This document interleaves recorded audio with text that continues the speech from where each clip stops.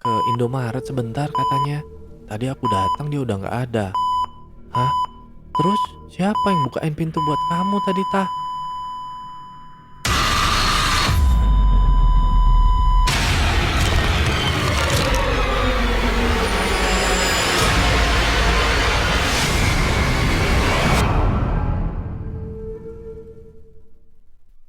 Halo para pecinta kisah horor di luar sana. Berjumpa kembali dengan saya, kurator dari kanal Suwarna Lokaya. Kali ini kita akan membacakan kisah dari akun Twitter @bristory yang berjudul Mati Kos Jogja. Untuk para pendengar yang mau membaca kisah ini secara langsung, saya juga menampilkan link pada kolom deskripsi. Dan silakan follow akun penulis. Sebelum kita masuk ke dalam ceritanya, saya mohon dukungan dari para pendengar untuk klik subscribe, like, and share. Dan jangan lupa aktifkan lonceng notifikasinya agar para pendengar tidak ketinggalan kisah-kisah terbaru dari Suwarna Lokaya. Untuk para pendengar yang sudah memberikan dukungan, saya ucapkan banyak terima kasih. Dan semoga Tuhan juga melancarkan setiap usaha dari para pendengar. Mari kita mulai tenggelam dalam kisah ini. Kisah dimulai. Aku, Dita, mahasiswi angkatan 2017 Universitas Indonesia. Walaupun lahir dan besar di Jakarta, tapi kedua orang tuaku asli dari Jogja. Mereka merantau ke ibu kota sebelum aku lahir. Karena itulah, masih banyak saudara dan kerabat yang tinggal menetap di Jogja. Jadi Yogyakarta mungkin bisa dianggap kota asalku juga. Minimal saat lebaran, aku pasti datang mengunjungi kota gudeg ini. Selebihnya akan datang dalam rangka liburan ke rumah mbah dan saudara lainnya. Aku sangat menyukai suasana Jogja, orang-orangnya, lingkungannya, budayanya. Aku suka semua. Apalagi rumah mbahku letaknya terbilang masih di pedesaan, jauh dari hiruk pikuk ramainya kota. Yang paling asik di rumah mbah, ketika bangun pagi dan membuka jendela kamar, pemandangannya adalah hamparan sawah pedesaan. Itu salah satu yang bikin aku kangen Jogja. Pemandangan luar jendela seperti itu gak akan pernah ditemui di Jakarta. Tapi bukan itu.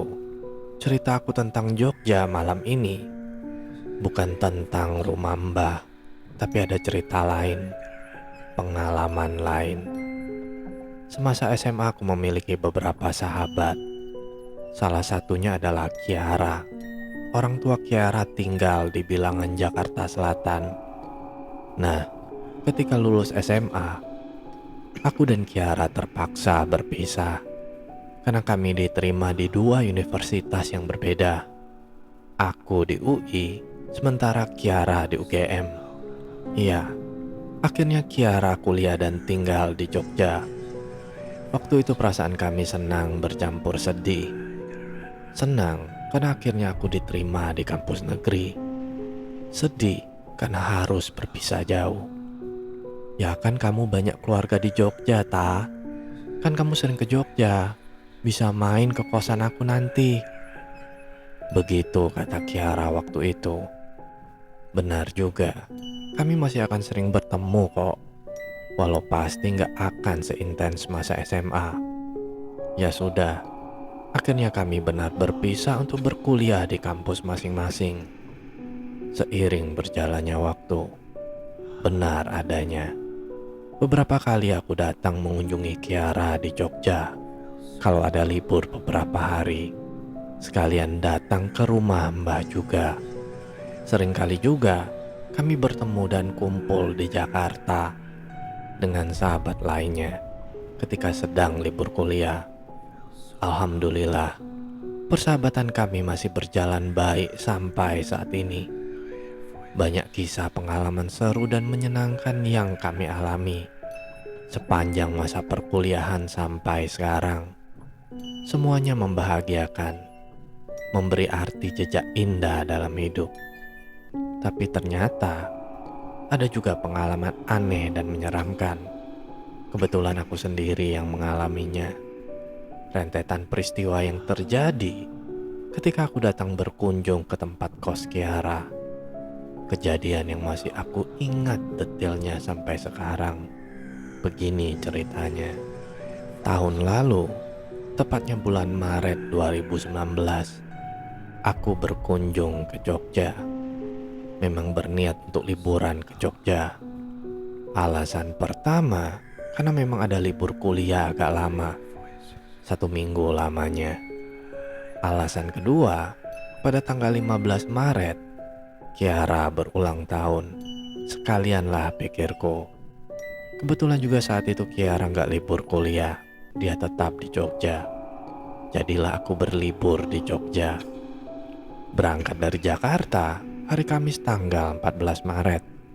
Menggunakan kereta pagi. Rencananya aku akan memberikan surprise ultah kepada Kiara pada tengah malamnya. Singkatnya, tanpa kendala berarti, aku akhirnya sampai juga di Jogja tercinta. Sore itu cuaca hari sangat cerah. Di stasiun Tugu aku turun dari kereta. Suasana Jogja yang sangat aku rindukan. Senyumku selalu sumringah setiap kali menginjakan kaki di kota ini. Aku memutuskan untuk ke tempat kos Kiara terlebih dahulu. Baru esok hari akan ke rumah Mbah. Tempat kos Kiara terletak di daerah Pogung Dalangan, dekat dengan Fakultas Teknik UGM. Ya karena dia berkuliah di fakultas itu. Daerah yang gak terlalu jauh dari stasiun Tugu. Hanya sekitar 20 menit menggunakan transportasi online. Aku udah di stasiun ya, Ra. Bentar lagi sampai di kosmu. Kamu mau nitip sekalian? Tanyaku ke Kiara lewat WhatsApp. Alhamdulillah, gak usah beli apa-apa ta. Kamu kesini aja langsung. Jawab Kiara. Ya sudah, aku langsung meluncur ke tempat kosnya. Kami langsung berpelukan ketika aku sampai di kos Kiara. Lalu melepas rindu dengan saling bercerita. Senang rasanya bisa bertemu lagi dengan sahabat yang selalu ceria ini. Setelah sudah nyaris 1 tahun lamanya sejak pertemuan terakhir. Kamu gak ada kuliah hari ini emang? Tanyaku ketika jam sudah menunjukkan pukul 5 sore. Ini aku baru aja pulang. Seharian ini jadwal lumayan padat sih. Jawab Kiara. Kosan Kiara ini berbentuk rumah besar bertingkat. Di dalamnya ada 9 kamar, 4 di lantai dasar, 5 di lantai atas. Setiap lantai memiliki 2 kamar mandi yang dapat digunakan oleh seluruh penghuni. Ada dapur juga, letaknya di lantai 1 bagian belakang, samping tangga menuju lantai 2, dekat kamar mandi.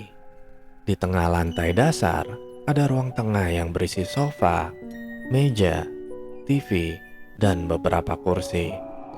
Di ruang tengah inilah biasanya penghuni kos bercengkrama atau makan. Kamar Kiara berada di lantai dasar, dekat dapur dan kamar mandi. Sebelah kamar Kiara ada 1 kamar, sementara 2 kamar lain berada di depannya, terpisahkan oleh ruang tengah. Di ruang tengah inilah kami berbincang seru pada sore itu. Besar. Tempat kos yang cukup besar. Tempat kos luas dan nyaman. Kiara bilang, waktu itu rumah kos sedang gak seluruhnya terisi. Hanya 5 kamar yang berpenghuni, sedangkan 4 sisanya kosong. Karena baru saja ditinggal penghuninya. Perbincangan seru akhirnya harus terhenti karena waktu maghrib tiba. Seluruh penghuni masuk ke kamar masing-masing untuk sholat. Begitu juga dengan kami. Selesai maghrib, Kiara pamit untuk pergi keluar sebentar. Mau beli makan katanya. Aku keluar sebentar ya. Kamu di sini aja istirahat. Kalau mau, duduk nonton TV aja di ruang tengah. Ada Dewi tuh, kamu sudah kenal kan? Begitu Kiara bilang. Siap bos, santai. Kamu jangan lama-lama ya tapi. Jawabku. Setelah itu Kiara berangkat pergi. Beberapa menit kemudian, aku memutuskan keluar kamar, menuju ruang tengah untuk menonton TV. Dan benar kata Kiara tadi, ternyata ada Dewi. Sini tah, nonton TV di sini. Ngapain di kamar sendirian? Ucap Dewi ramah ketika melihatku muncul dari dalam kamar. Ya sudah, akhirnya aku berbincang dengan Dewi di ruang tengah. Dewi bilang, kamar dia di lantai atas bersama dengan 2 penghuni lainnya. Lantai dasar hanya ada Kiara dan 1 penghuni lagi yang belum aku kenal, Selfie namanya. Dewi juga bilang, katanya nanti malam jam 12 tepat dia dan teman kos lain akan bikin kejutan buat Kiara. Kejutan ulang tahun. Nanti menjelang jam 12, kamu kebagian tugas jagain Kiara ya. Jangan sampai dia keluar kamar. Aku bareng Selfie nyiapin kue ulta dan lilinnya. Begitu Dewi bilang, kejutan ulta. Wah, ini pasti seru. Begitu pikirku dalam hati. Tapi hanya sebentar kami berbincang. Karena Dewi mendadak masuk ke kamarnya untuk menerima telepon. Setelah Dewi pergi, tinggal aku sendirian di ruang tengah. Masih jam 7 lewat sedikit. Di dalam rumah kos ini sudah sangat sepi. Hanya suara TV yang kedengaran dengan volume sedang. Walau sesekali terdengar suara kendaraan melintas di jalan depan rumah, tapi tetap saja isi rumah cenderung sepi. Udara dalam rumah yang gak terlalu panas membuatku sangat nyaman berlama-lama di ruang tengah. Duduk di sofa empuk. Semakin lama duduk, makin bersandar. Selanjutnya posisiku nyaris rebahan. Kiara lama juga ya beli makan. Begitu ucapku dalam hati. Ketika nyaris sudah 1 jam, Kiara belum pulang juga. Dalam kesendirian, jari tanganku sesekali menekan tombol remote TV, mencari saluran yang nyaman di hati. Kenyamanan ini membuatku mengantuk, ditambah dengan kondisi tubuh yang lelah karena perjalanan dari Jakarta siang tadi. Kreyep-kreyep mataku. Layar TV jadi agak kelihatan ngeblur karenanya. Aku benar-benar mengantuk, nyaris tertidur. Iya, nyaris. Karena akhirnya rasa kantuk mendadak hilang karena aku dikagetkan oleh suara pintu yang terbuka. Pintu kamar sebelah kamar Kiara yang letaknya persis berada di depanku tiba-tiba terbuka. Kamar yang sejak sore tadi aku pikir dalam keadaan kosong, ternyata ada penghuninya. Mbak, aku menegur perempuan yang muncul dari dalam kamar itu, berbahasa basi sambil membenarkan posisi menjadi duduk tegak kembali. Masih muda dan cantik, sepertinya mahasiswi yang masih satu angkatan denganku. Dia membalas sapaanku dengan senyuman, hanya senyuman. Berhenti sebentar di depan pintu kamarnya.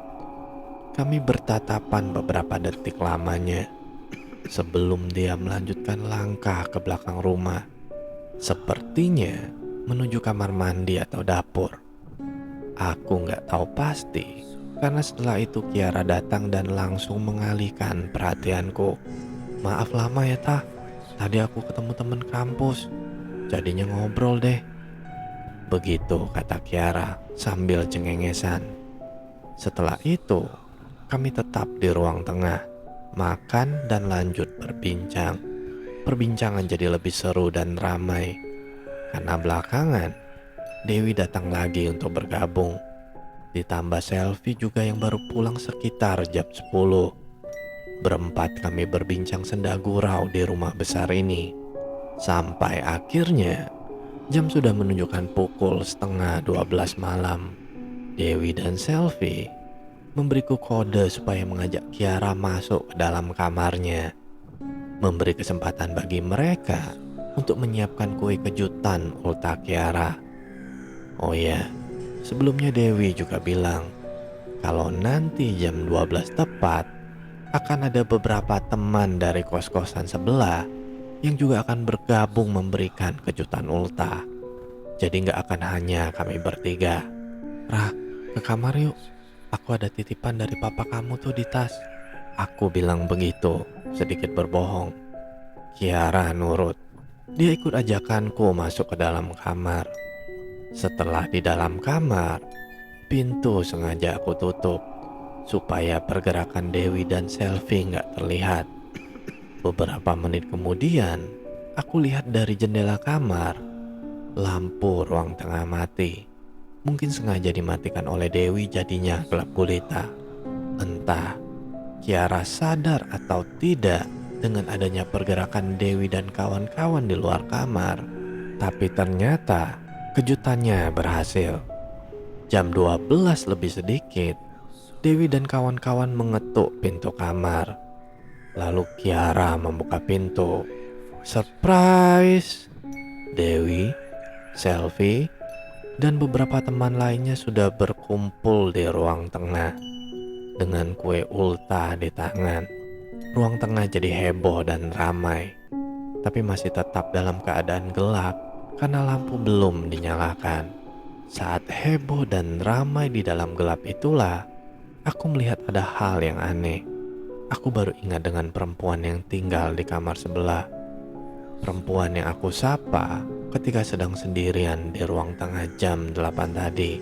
Baru teringat lagi dengannya, karena aku melihat dia tengah berdiri di depan pintu kamarnya. Dia hanya berdiri diam. Ruang tengah masih gelap gulita.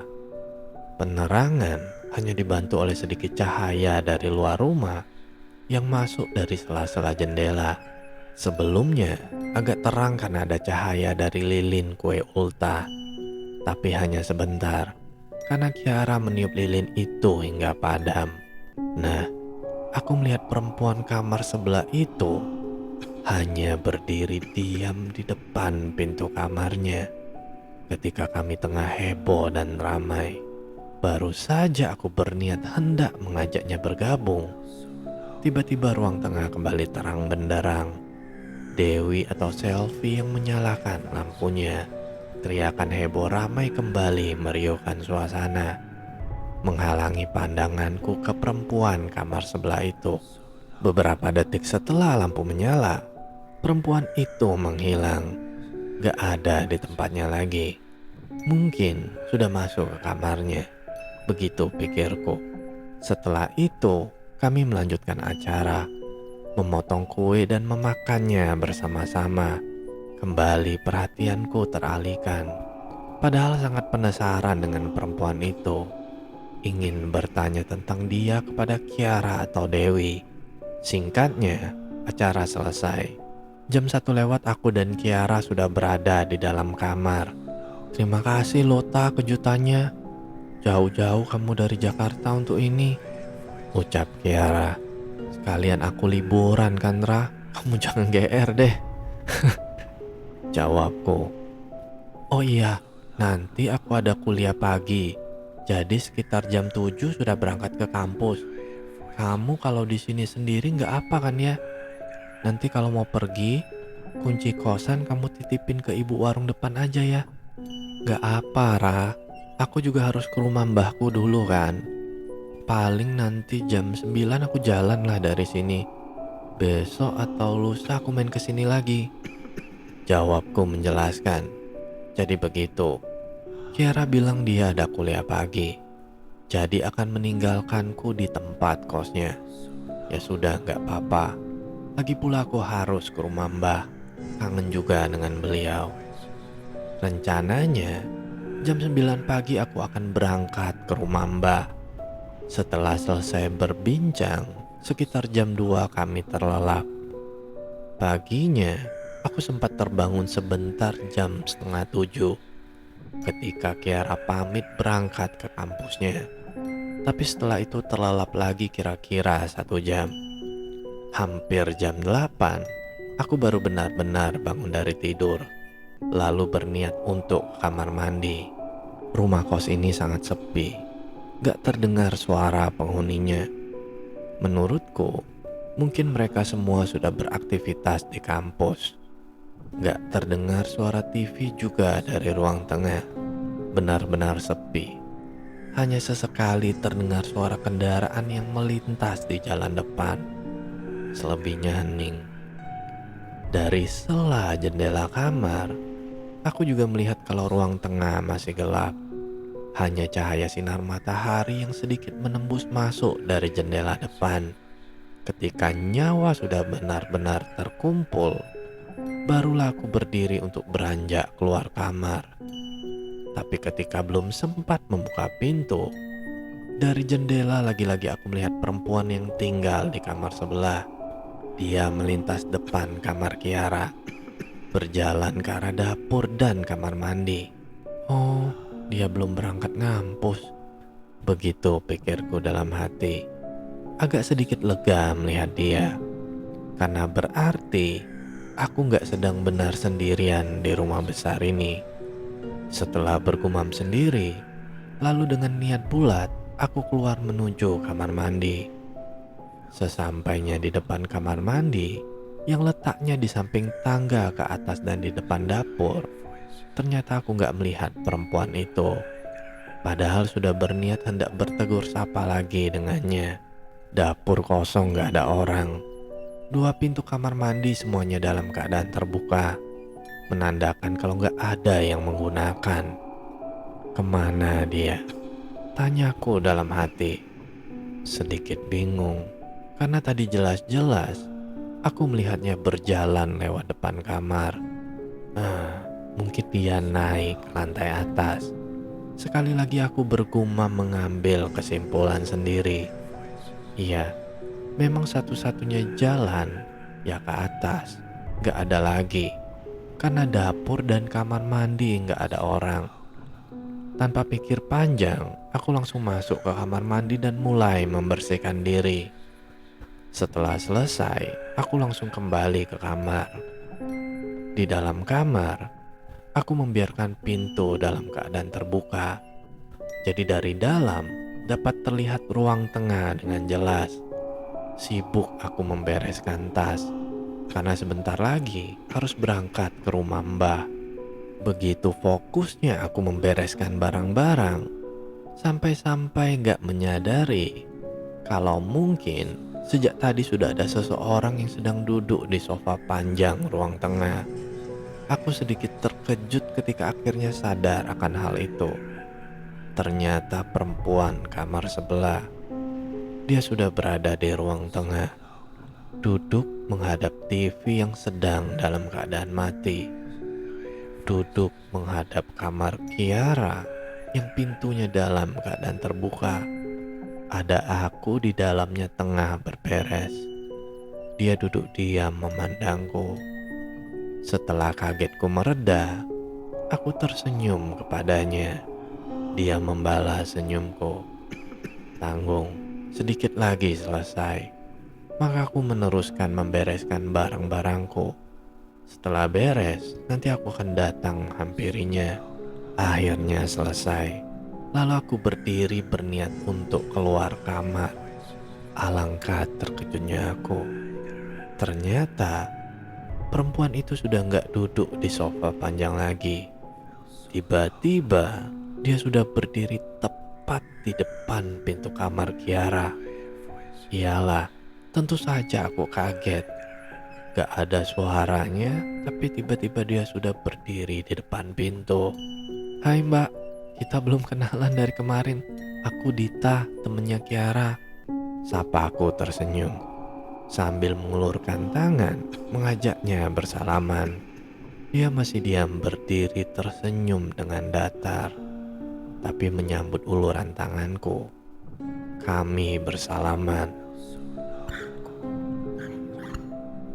Begitu dia bilang, pelan.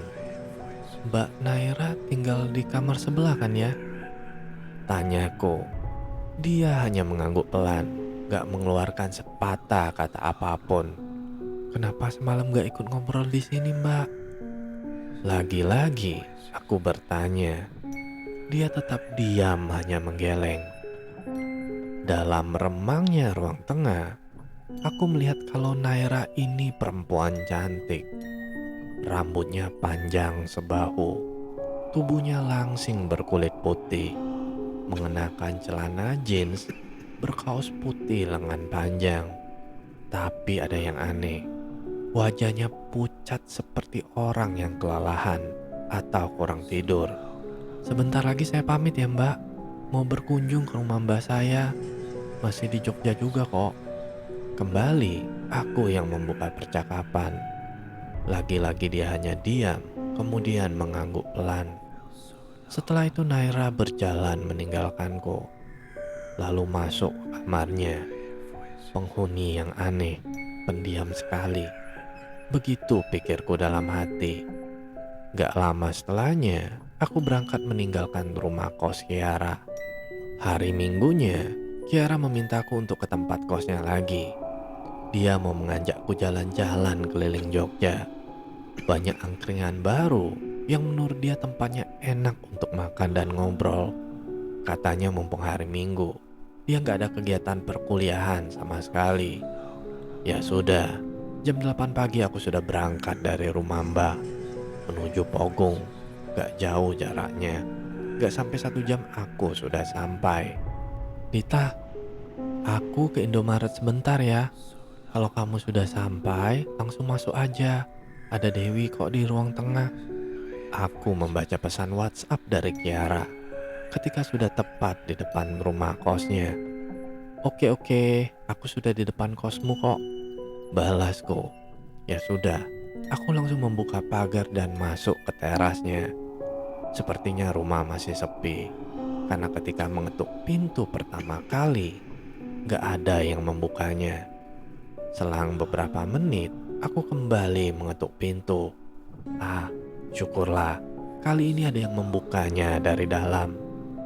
Mbak Naira, ucapku sambil tersenyum ketika melihat kalau ternyata Naira yang membukakan pintu. Makasih ya Mbak, maaf mengganggu. Kembali aku yang berkata sendiri, karena Naira hanya tersenyum tipis dalam diam. Kemudian kami masuk dan aku menutup pintu. Dalam perjalanan dari depan menuju kamar Kiara, aku melangkah di belakang Naira. Dia berjalan sangat pelan. Ada yang aneh, ternyata dia masih mengenakan pakaian yang sama dengan waktu pertemuan kami yang pertama kali. Celana panjang jeans, berkaos putih lengan panjang. Sesampainya di depan kamar Kiara, sekali lagi aku mengucapkan terima kasih. Mbak Naira, terima kasih ya sudah membukakan pintu. Naira nggak menjawab. Dia diam sambil terus melangkah ke bagian belakang rumah. Ya sudah, aku langsung masuk ke kamar Kiara. Di dalam kamar, kembali aku membiarkan pintu terbuka. Aku merebahkan tubuh di atas tempat tidur, sedikit melelahkan perjalanan tadi. Dita, gitu dong main kesini lagi. Suara Dewi sungguh membuatku terkejut.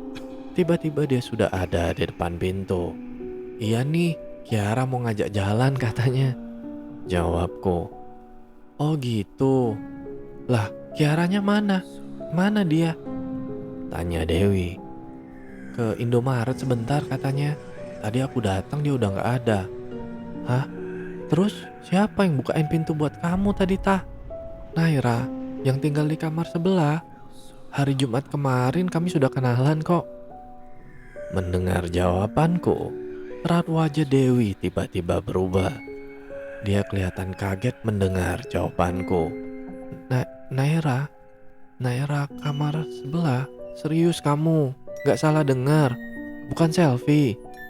Rentetan pertanyaan yang keluar dari mulutnya menggambarkan kalau Dewi sangat kaget mendengar jawabanku.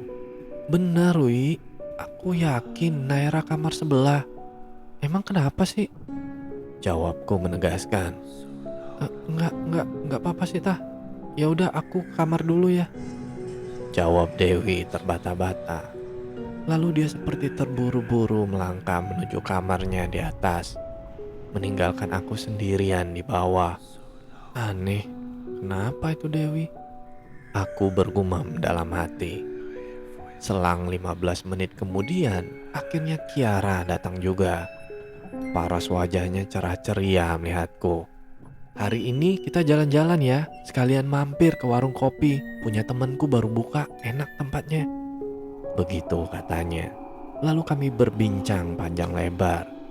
Tapi perbincangan mendadak berhenti ketika sudah sampai di bahasan tentang Naira. Jadi tadi Dewi kan yang bukain pintu? Tanya Kiara. Bukan Rah, bukan Dewi, tapi Naira, temen kamu yang di kamar sebelah. Jawabku. Naira? Serius tah? Kembali Kiara bertanya. Kali ini dengan wajah serius. Kamu persis deh kayak Dewi tadi. Langsung aneh begitu aku nyebut Naira. Emang ada apa sih? Duh, nanti aja ceritanya. Kita jalan sekarang aja yuk. Tiba-tiba Kiara langsung mengajakku pergi saat itu juga. Ada apa sih ini? Singkat cerita, kami akhirnya sampai di tempat warung kopi milik temannya Kiara. Disinilah Kiara bercerita panjang lebar. Kamu yakin yang bukain pintu tadi pagi namanya Naira? Kiara bertanya dengan mimik serius. Yakin Ra? Kan waktu hari Jumat kemarin kami sudah sempat kenalan. Waktu kamu sudah pergi kuliah. Jawabku tegas. Kemudian Kiara mengeluarkan ponselnya. Lalu menunjukkan aku sebuah foto yang ada di dalamnya. Ini bukan orangnya yang berdiri di tengah kaos putih? Tanya Kiara. Aku memperhatikan foto itu dengan seksama. Foto seseorang yang sangat yakin aku kenal. Iya betul, itu orangnya, Naira. Ada apa sih Rah? Lalu Kiara menjelaskan. Bener, itu Naira. Dia kos di kamar sebelah kamarku. Mahasiswi di sini juga. Angkatan 1 tahun di atas kita. Kiara mengawali cerita. Terus emang kenapa dengan dia? Tanyaku semakin penasaran. Naira sudah meninggal sebulan yang lalu, Ra. Kecelakaan motor bersama adiknya ketika mau pulang ke rumahnya di Semarang. Adiknya selamat, sementara Naira meninggal di tempat. Aku terdiam mendengar kalimat dari mulut Kiara itu. Rumah kosku itu ada 9 kamar. Sebelum Naira meninggal, semua kamar terisi penuh. Setelah dia meninggal, satu persatu penghuni pergi pindah kos. Alasannya karena masih suka melihat kehadiran Naira di dalam rumah. Mereka ketakutan sehingga memutuskan pindah kos. Sekarang di rumah itu tinggal menyisakan aku, Dewi, Selvi, Rena, sama Indri. Rena dan Indri sudah sangat jarang tinggal di rumah itu. Lebih sering nginap di kos temannya. Sambil mencari kosan yang baru, mereka ketakutan. Aku terhenyak mendengar penjelasan panjang dari Kiara. Terkejut karena aku beberapa kali sudah berinteraksi dengan Naira yang ternyata sudah meninggal 1 bulan sebelumnya. Selesai. Halo para pendengar, sudah merinding dengan kisah ini? Baiklah, jika para pendengar suka dengan kisah ini, silakan tinggalkan komentar di kolom komentar. Dan bagi para pendengar yang memiliki kisah horor yang ingin dibawakan, silakan kirimkan ceritanya ke email suwarna.lokaya@gmail.com. Cukup sekian kisah horor kali ini. Semoga para pendengar beserta keluarga sehat selalu. Dan sampai bertemu lagi dengan kisah horor berikutnya. Tentu saja di kanal Suwarna Lokaya. Bye.